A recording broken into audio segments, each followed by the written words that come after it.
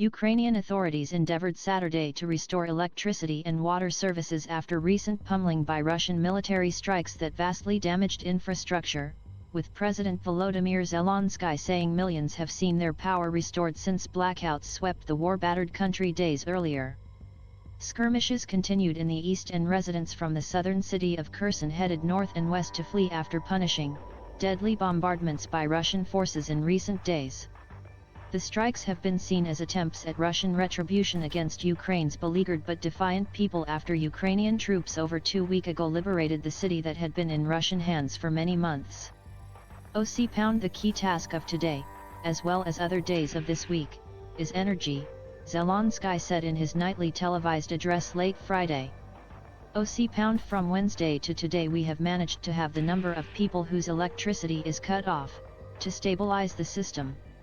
He said, however, that blackouts continued in most regions, including Kyiv, the capital. In total, more than 6 million subscribers are affected.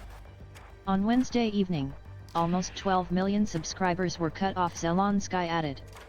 He allowed himself a rare show of pique about how Kyiv authorities were faring, alluding to many complaints with the rollouts of points of invincibility public centers where residents can stock up on food, water, battery power, and other essentials in the capital.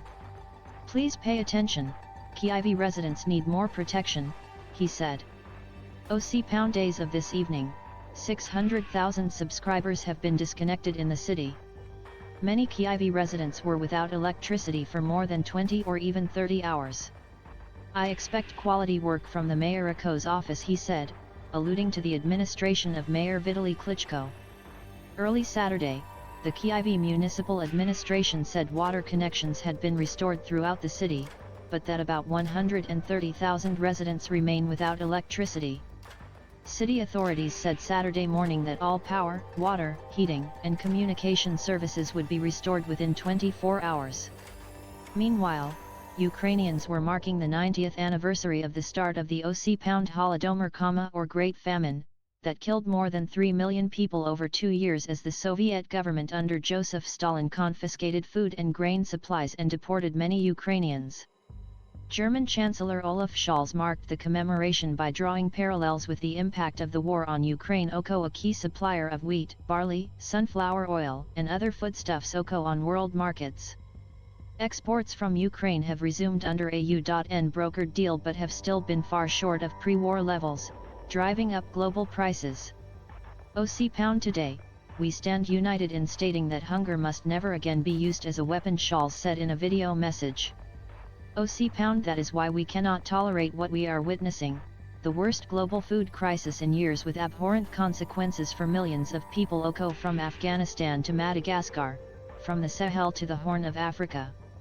He said a World Food Programme ship was in the process of delivering Ukrainian grain to Ethiopia, and Germany was adding another €10 million to efforts to help expedite grain shipments from Ukraine.